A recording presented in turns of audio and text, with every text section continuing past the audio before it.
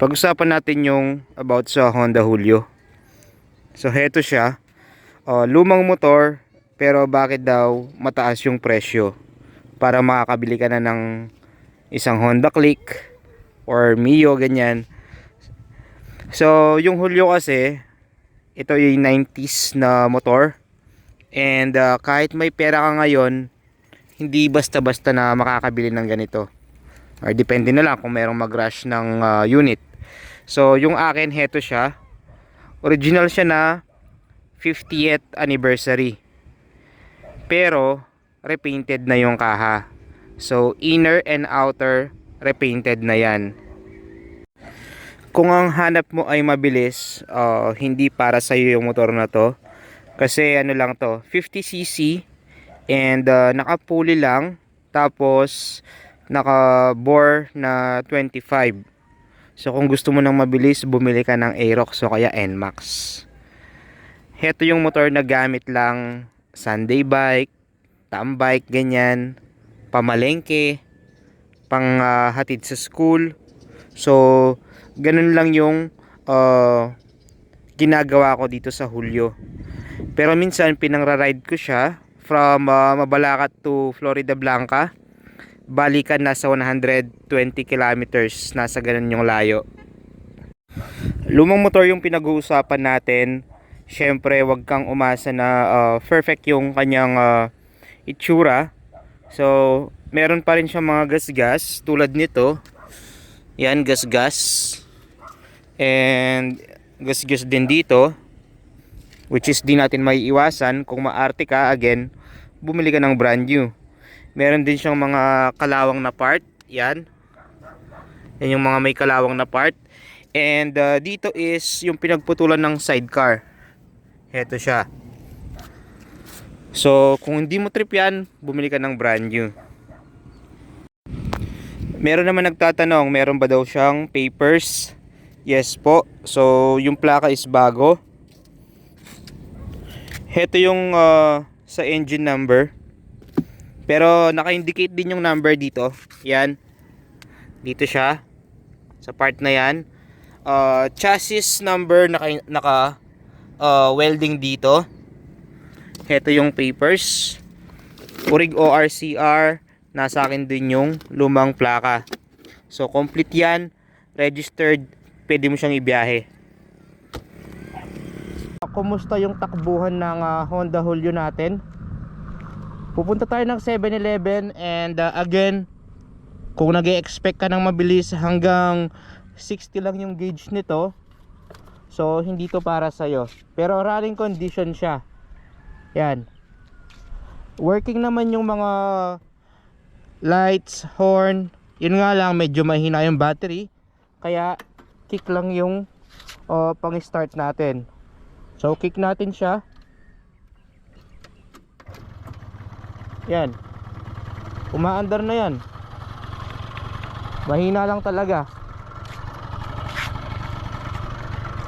So yung signal light working naman to. Yan, left and right. High and low working yan. Yung push start, again, mahina lang yung battery natin. Busina. Ganyan lang siya, napaka cute. So try nating i-ride. Bibili tayo ng inumin sa may 7-Eleven. Medyo malayo dito yun, lalabas tayo ng highway. And registered naman to. Naka helmet din tayo, so pwede tayo lumabas. So let's go.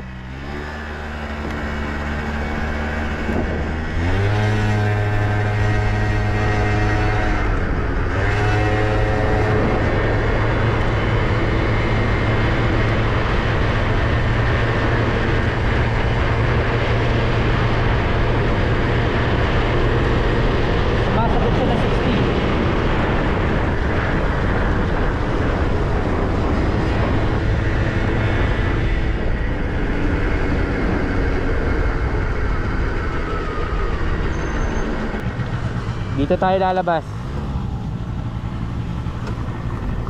Going left papuntang Magalang.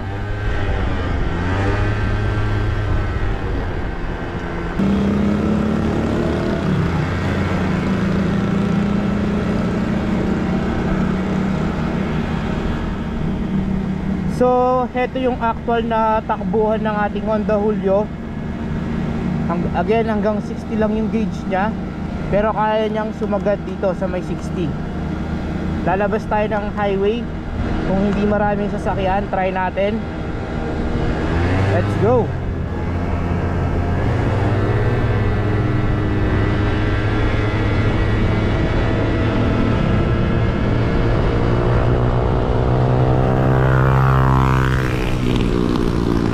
Ingay ng motor ni Kuya.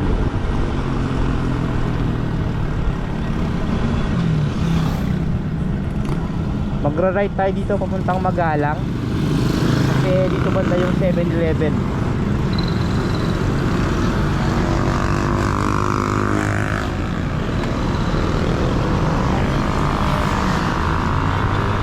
So dahan-dahan tayo kasi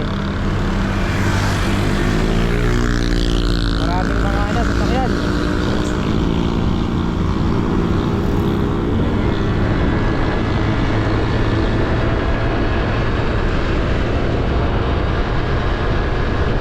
Kapag umiilaw ito, ibig sabihin yung speed limit niya, pina-warning ka na niya.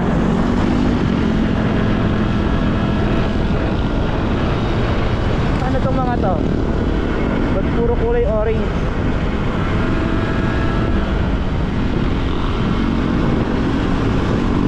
Ayun o, 50. Ano itong mga to? Haha, cute. Try natin 60.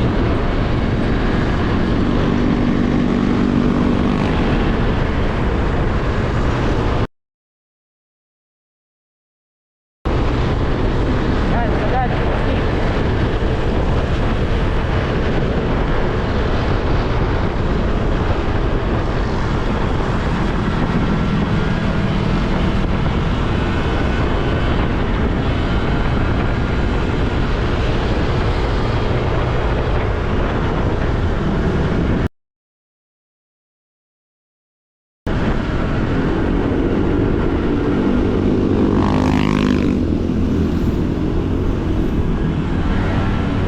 Eleven tayo dito banda.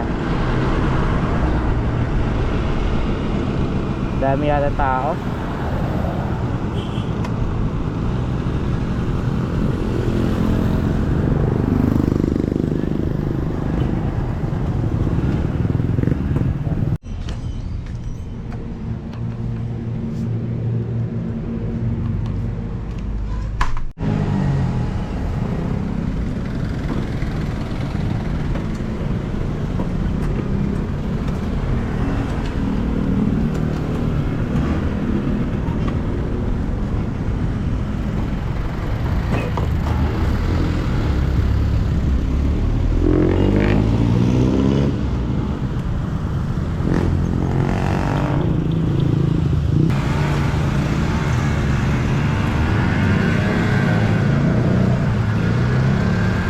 Nakabili na tayo ng inumin.